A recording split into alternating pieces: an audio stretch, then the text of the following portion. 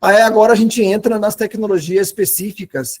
para efluentes que têm alta concentração de óleos e graxas e alta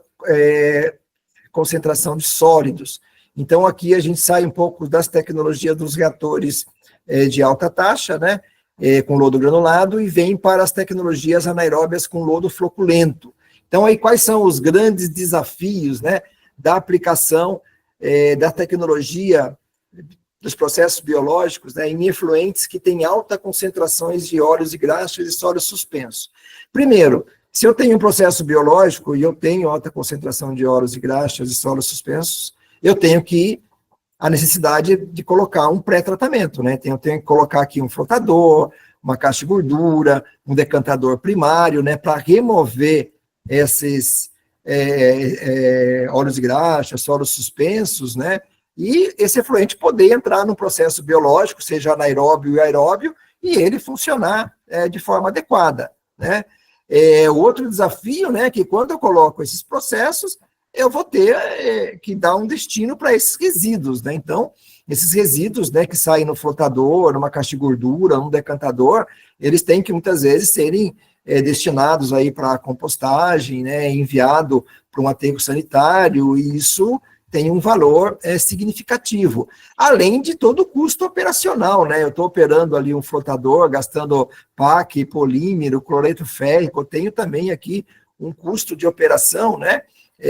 bastante elevado. E quando, por exemplo, eu faço a opção, né, com tecnologias de baixa taxa, né, por exemplo, as lagoas anaeróbias cobertas, né, essas lagoas necessitam uma área gigantesca, né, e muitas vezes, né, a gente ouve, né, no mercado, não, a lagoa é um processo estável em função do seu volume, né, que são muito grandes, elas absorvem qualquer tipo de variações de gordura, de carga, não é bem assim, tá? Como são equipamentos grandes que trabalham com muita baixa taxa, eu tenho que garantir uma perfeita mistura nesses processos. Eu mesmo visitei, há pouco tempo atrás, um reator tipo Lagoa, instalado numa indústria de alimentos, com alta concentração aí de gordura e sólidos, aonde a gordura e sólidos entrava por essa lagoa e saía do outro lado, ia para o processo aeróbio e atrapalhava tudo. Então, hoje, a solução que eles adotaram lá, nesse caso, foi instalar 2